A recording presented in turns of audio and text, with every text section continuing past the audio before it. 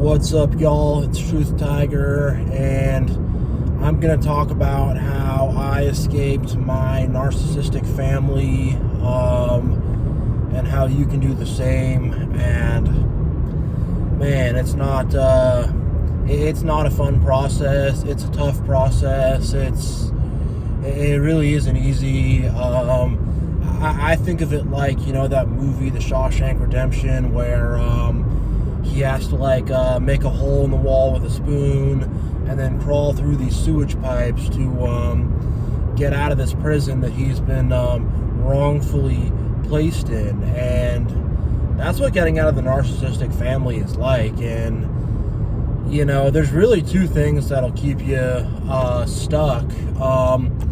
The first is just practical things like money, a place to live, whatever. Like, you need that. You want, emergency contacts, whatever, the system does kind of require a little bit of that at least, and then just, getting on your own feet, making money, being able to support yourself, all that stuff. If you're not able to do that, you're going to fall back on something, and that something is usually your family. And I've heard of a lot of people that have moved back in with their parents, or have never been able to move out, or whatever. Stuff happens, and man, that really keeps them trapped and stuck. And it's very, very, very important to be independent, be able to make your own money, be able to take care of yourself. And maybe you have money, but just figuring out your own place, figuring out all kind of that stuff is kind of not always easy, and you do look to your family for all that. It's even things like, talking to them, as confiding in them, seeking advice from them. I made a lot of these mistakes of keeping myself tied to them, be it because I couldn't make my own money, or, be it because I just couldn't figure things out myself, or whatever, and once I really got to a point in life where I said, F that, I'm doing my own thing, that was a big way to help me escape. But it's not easy, because, they're going to be doing everything they can to make it as difficult as possible for you to get out and to escape. Or, they're just going to discard you and throw you out at age 18 or something for God knows what to happen to you. But either way, it's it's tough to escape. It's tough to get out. And, being able to make it on your own, it's something your family should kind of help you with, and give you guidance, and be there to kind of help things happen for you, be it college or trade school, or, getting you started with a career, or whatever they can to kind of get you rolling with something. And our narcissistic families don't do that. And it's not totally by mistake. It's on purpose, because they don't want us to leave. They don't want us to kind of be screwed and stuck with them forever, so they can really constantly have control over us and keep us trapped. And I'm telling you guys, this is such an important an important part of things. This is an extremely integral part of things, is being able to make your own way, being able to make your own money, being able to think for yourself, being able to figure out how to get your own apartment, being able to figure out getting yourself to the doctor, being able to figure out getting food for yourself. It's so much stuff, and people lean on their families for this type of stuff, and we can't do that. We gotta, get this all figured out for ourselves. We got to, be independent in these things. And it's not easy, but once you do it, you get set free, you get put free, and you're not trapped anymore. You're not stuck anymore. Hold on, you guys. There's some kind of event or something going on here, and there's a guy standing in the street and stuff, and Alrighty, thought I was gonna be able to pull off there, but I guess not. But yeah,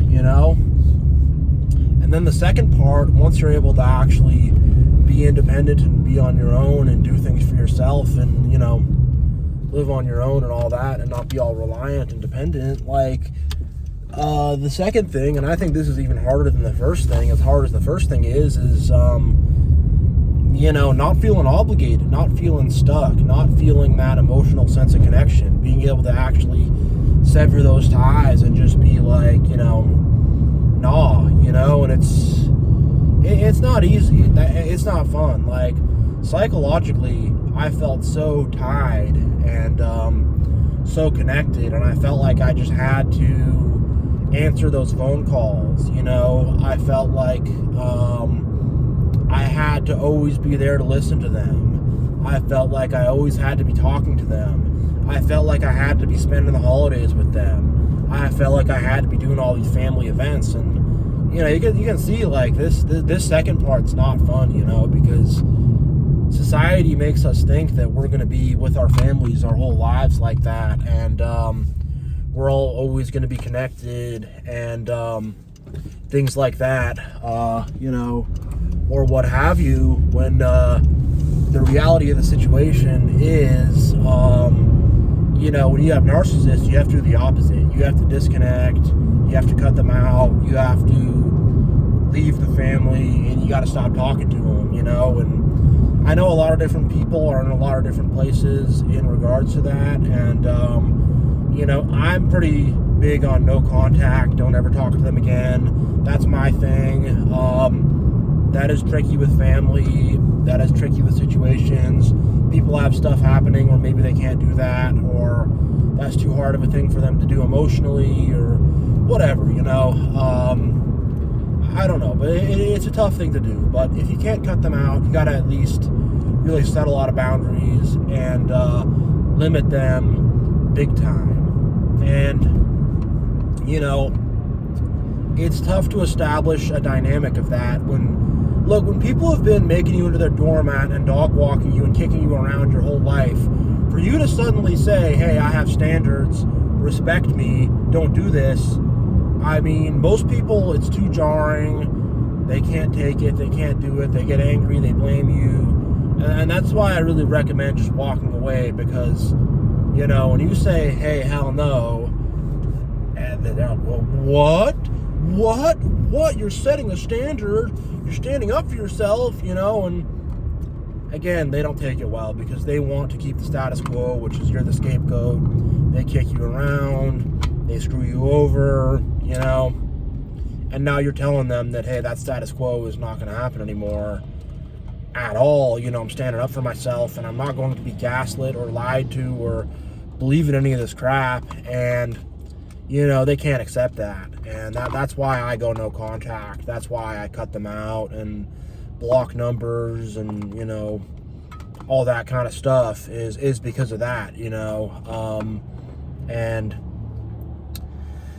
if you have success in establishing those boundaries and they're actually respected and you actually have this good relationship and whatever, I guess so. But for me also, though, it's like genuine apologies have to be made.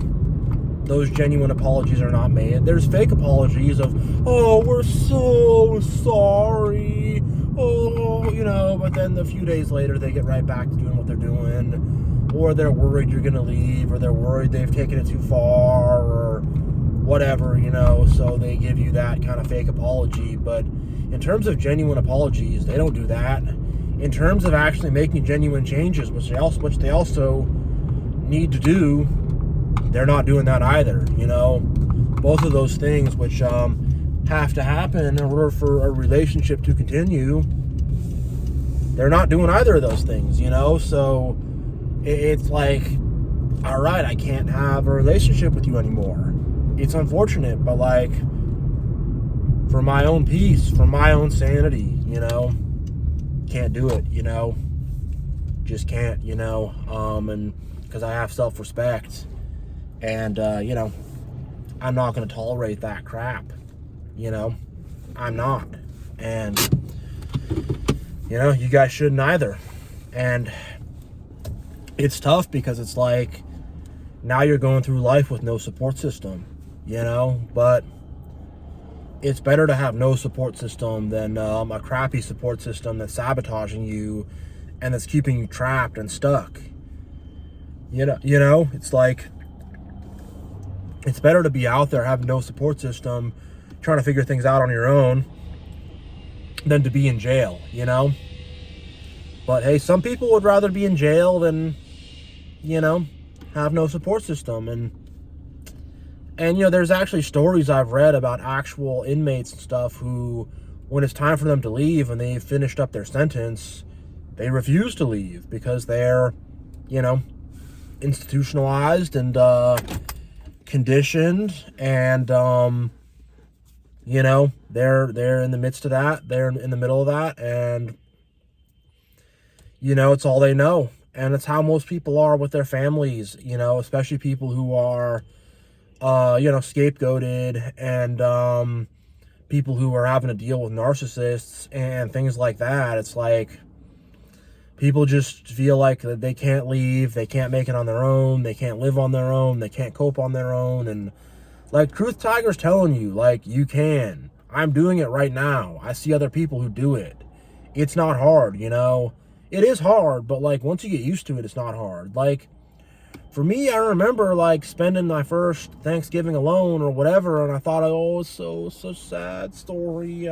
Thanksgiving alone, whatever. And honestly, it was actually nice. You know, I got to chill, not have drama, relax, not just be so tired and exhausted the way I'd feel around my own family, you know.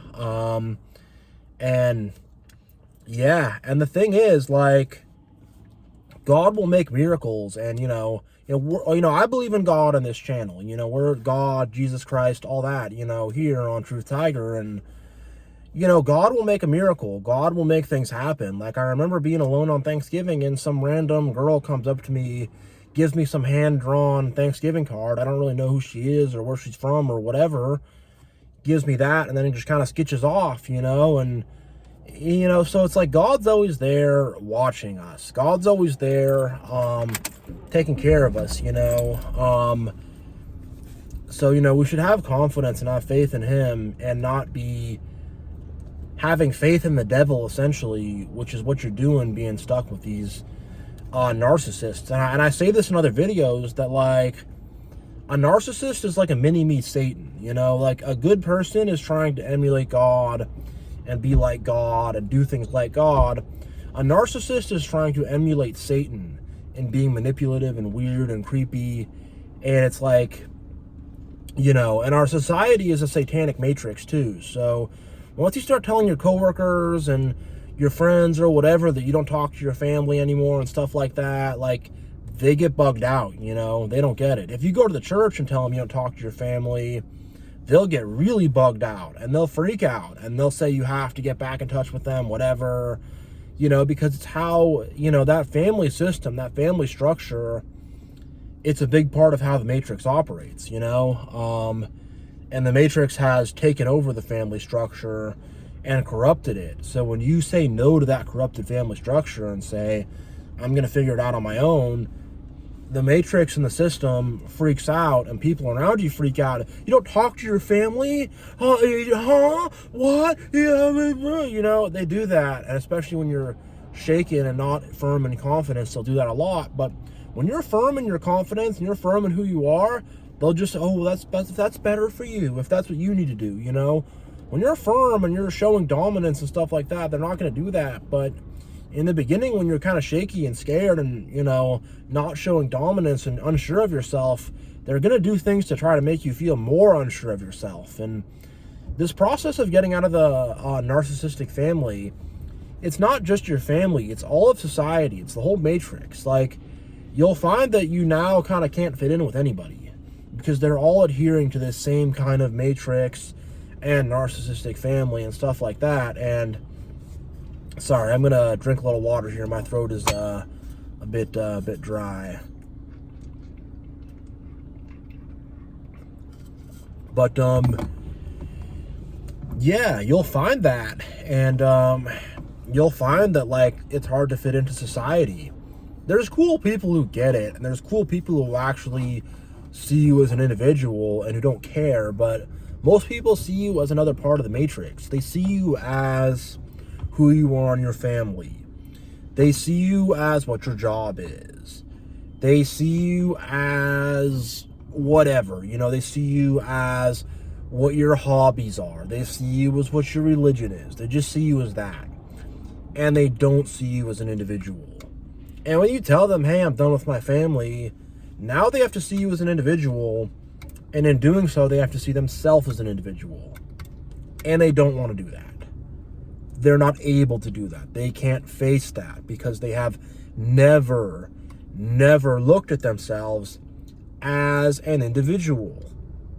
They have only looked at themselves as who they are in the group, who they are in their family, who they are with their friends, who they are in religion, who they are at the job, who they are in the education system.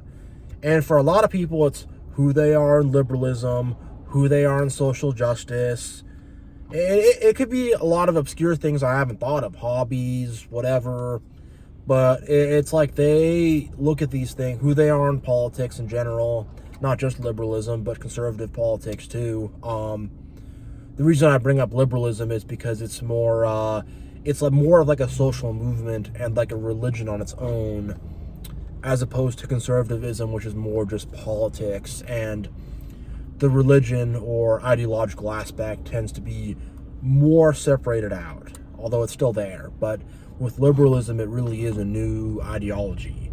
And even people who are atheists or whatever, like, that becomes their whole identity. And now they're on Reddit, and I'm this atheist, and I don't believe in God, and I'm an atheist, and hoorah, rah, rah, rah, and, I'm going to get back on topic and not drift off too much into that. But you get the basic point, is that people do not see themselves at all as individuals. Maybe they're involved in sports or on some sports team or rec league or something, and they get a big sense of identity from that, Yeah, and it's like there's no individualistic identity whatsoever. It's been totally beaten out of them. The system's beaten it out of them. They don't even know who they are, They know their own name, but that's it, in terms of who they are in their heart and who they actually are as a person. They have no idea. They have no clue, no clue whatsoever. And, very not self-aware and stuff. But yeah, it's like all this kind of stuff makes it so hard. And, the three things I've gone over is being able to take care of yourself, have your own life, not just money, but like figuring out the logistics of things or whatever. Because, back to that first point, let's say you got a narcissistic dad. Now you got to move. Now you got a problem at your house. You got to fix your car. And then he's there, I'll fix it for you. I'll do it for you. Blah, blah, blah, blah. And then you're back under his spell. You're back under his control, Say you get sick. You got the narcissistic mom. I'll take care of you. I'll do this. I'll whatever. You come back, move back in with mommy. Blah, blah, blah, blah, blah, blah, blah. Now you're back under her spell and under her control, And you gotta really be independent as crap, You gotta be really, really independent, And it doesn't mean you gotta be rich or whatever, but you just have to figure everything out for yourself, That's what I found. The money wasn't even the hardest part. The hardest part was just figuring everything out for myself. My apartment, my this, my that, taking care of myself, going to the doctor, whatever, Making sure I'm eating right, and all that. And, most people lean on their families for most of those things. And I've known a lot of people who have accepted money from their narcissistic parents, and it got them trapped. And that's part of why my own parents didn't get out of narcissism, is because they had narcissistic parents themselves. It's a generational cycle, and they accepted money from them, and, they didn't block them out. And, it's like, you don't want to accept a gift from Satan. You don't want to accept a gift from the devil, because then he's like, all right, now I bought you. Now I own you, now you owe me something back, and people really feel that big time, and they get roped in with that. And a side point I want to make is that, like, this narcissism thing, it runs in families, and it's in, I would say, most people's families, unfortunately, and it's a generational thing, and it's something that just continues throughout the generations.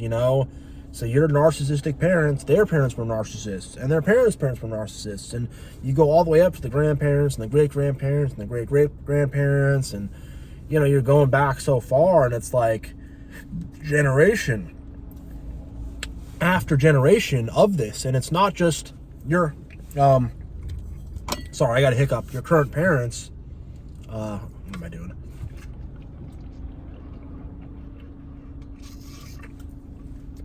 It's not just your current parents, but it's like it's all your ancestors.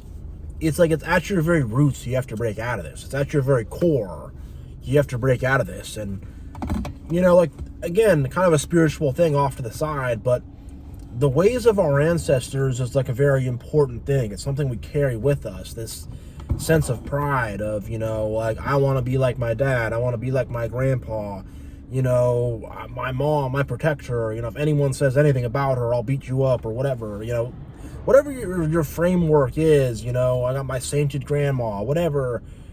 People, we have this deep desire to do that. We have this deep desire to hold on to family and to hold on to our ancestors. And, in more places like Asia and Africa and stuff, where they're more in the old ways, like, people will actually worship their ancestors. And I don't advocate for that, but I understand why people do it. It's like, this idea of your ancestors and your roots is such a deep thing.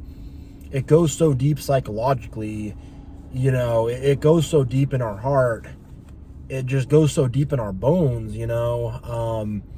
and we have to get past it, because when I look at my parents, narcissists. When I look at their parents, narcissists. I don't know, I can't go that far back to the great-grandparents, but I'm pretty sure they're narcissists. And it's like, how far do I have to go back to find a good ancestor of myself? And I know from spiritual experiences I've had that I do have good ancestors, but I gotta go back a few hundred years, even a few thousand years. And, I don't want to get too off track with that, but it's kind of like, how many good people do you actually have in your family? Maybe some aunt or some uncle or some whatever, something like that. Someone who's way off to the side, some cousin, not many, not many at all usually. And, it's just a tough human thing to break out of, because you want to honor your ancestors, you want to honor your family, you want to honor the way of your family, you want to do all that, but they're a bunch of narcs, and the house of your family and the house of your ancestors has become the house of Satan.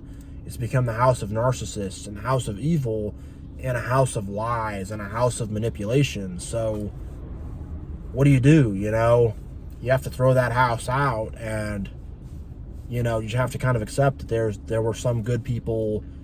You have some good ancestors here and there, but it's just not the majority of them. It's just a few people here and there that are good. And, you probably won't even really know those people or know of those people. You just have to kind of hold on to them in spirit, You don't know their names or when they lived or whatever, but in spirit, they were there, and you got to just hold on to them as best you can, and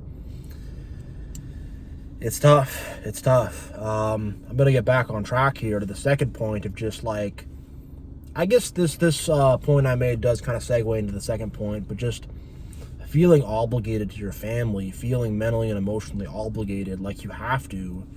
And it's how I felt, and that's what really made me just feel so enslaved. And I always felt like when the phone rang, I had to pick it up. When the text message came, I had to answer it.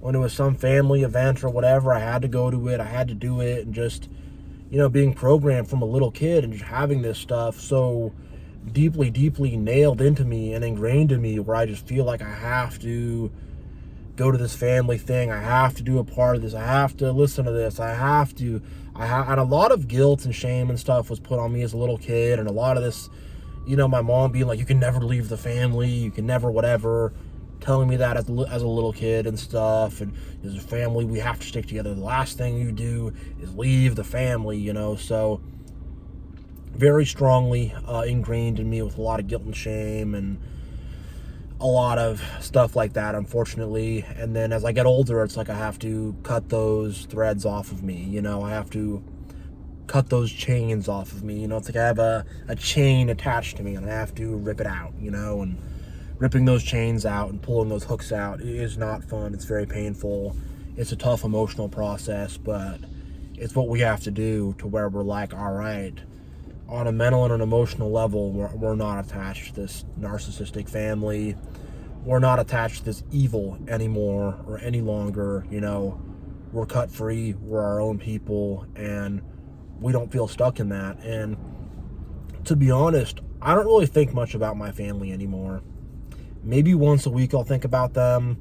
When I first started this process, I was thinking about them every day. Mostly a lot of angry thoughts, to be honest, but you know, at this point in the game, I don't even think about them anymore, you know. Very rarely do I, you know, and I don't really ever have this missing sense or this missing piece, you know. It's like having a cancerous tumor, you know. I think of it like this. It's like, let's say my left hand covered in cancer everywhere, all over it. It's going to kill me. And the doctors say, all right, we got to chop your left hand off or you're going to die, you know? And it's a lot like that. And it's like, all right, now I don't have my left hand anymore, and that sucks, but I don't have cancer in my body. Do I really miss that left hand that was covered in cancer? No, I don't. I wish I could still have it and it wasn't covered in cancer and stuff, but this is how it is, you know? It's like, I got to chop that hand off before it kills me. You know, that's exactly what it's like. And it's like, I don't really miss it, you know? It's a sacrifice. It's hard. Sure, you know, it's tough. It's maybe not the most fair thing, but it's just like, I'm not going to die over this. I'm not going to let this kill me, you know? I'm not going to desperately hold on to something that's just going to destroy me in the end of the day, you know? No. I'm not going to do that, you know? Yeah. And then, like, circling back to my third point about the Matrix and about society and all that, like, it's just like, that's just a double whammy. That's just a kick in the pants, you know? And you just kind of realize all these random people around you they're trying to keep you stuck in the way that you're living. And for you to get out of the Matrix and think for yourself and make your own choices and be on your own and do your own thing is like, you know, they're worried about it. And I do want to make this one point before I end this video, and that's like, when I got involved in the church, so when I said I was done with Orthodox Judaism, then after that I did some New Age stuff, I said I was done with that. When I got involved in the church, and, you know, I believe in Jesus Christ, but the church is just really not good. I've made other videos about that. That's kind of off to the side. But when I got involved in that, people kept telling me, you have a new family. Yeah, we're your new family. We're this, blah, blah, blah, blah, blah, blah, blah, you know. And I've heard other people join other religions say the same kind of thing. When you join a cult, they do the same kind of thing. Oh, we're your new family. Hey, in the mafia, well, we're a family here. We're family, you know. Whatever, you know, the cartel, they're La Familia or something. You know, my point is just like, don't seek a surrogate family. You know? Don't. If you meet a nice lady or a nice guy and his or her family is really nice and really good and they're understanding, and you could maybe have a surrogate family that way. Or if you make some friends or whatever, you could do that, but don't seek out a surrogate family, though. If you happen to have those people here and there, sure, but I had a lot of people come up to me like that, trying to be a surrogate family, and for the most part, it was just like they wanted me to come over for a little bit, treat me like I'm some kind of new toy or their new pet, or a new exciting guy, whatever, and then get bored of me, discard, or whatever. They're just really wrapped up in religion or whatever. And I've had a couple people do that, and it never really worked out well, or they're getting in big fights in front of me and they want me to figure out what's going on, or they want me to kind of like be the man of the family and think for them, or it's a very confusing dynamic. But I would say be very cautious of that. I have not had that work out well in my life, and I see a lot of people that use that in a predatory way. And I mean, I'm serious. That's why kids join gangs and stuff, is because they want that sense of family that they're not getting from their own family. So be independent, be very careful of this surrogate family stuff, and be very careful of that. And I remember I was in church, and it was like a spiritual church where they do a lot of prayers over you and stuff like that. And this one creepy old lady, she looks at me and she goes, "I'm your new mother." And I was so I just got a shiver through my spine. I'm like, this isn't why I came here. What's going on, And another thing the church will do is they will very strongly urge you to, if you have cut your family out, to get back in touch with them. And I've seen stuff from people that had to cut their families out, and people who kind of came from messed up environments and stuff like that, and they're like, I literally heard a lady say, like, she doesn't talk to her own son, and they're, "Oh, you should talk to him, oh, blah, blah, blah, blah, blah." And she's like, "Well, the last time I saw him, he physically beat me up, so no," and they're like, oh, what, hon? It's like, they don't get it, And I haven't been in a situation that bad, but like, there's dark stuff out there with that woman where unfortunately she can't, needs to cut out her own child because, yeah, and that's an extreme example and an extreme case, but that's what the church is going to try to do. That's what religion's going to try to do. Family is a big part of how religion controls people. Family is a big part of how religion puts up a counterfeit God in front of the real God and just gets people trapped. And, when people start having families, all of a sudden, oh, we need to be religious and whatever. Even if they don't believe in it, they're like, well, we got to keep the kids occupied, and, we want a spiritual whatever. So, be careful of religion, because a lot of people will turn to religion and will get involved in that. And I can tell you that you're going to just find a lot of pain and suffering. And, I'm not going to judge anybody's religion or what people do on Sunday or Saturday, or, what people do. They go to church, synagogue, mosque. They go to, a Hindu temple or whatever. I'm not going to judge that, but I'm just going to say I disagree with it. And, God's showing me a different path, and it's kind of showing me that this is the matrix and the system of society, keeping people warehoused and keeping people stuck and stuff like that. But again, I'm not here to judge people. I want to speak to everybody. I don't want to just speak to a small subset of people, But yeah, wrapping up my point about the system, like, the system and the matrix will keep you trapped. Will try to keep you trapped in your family.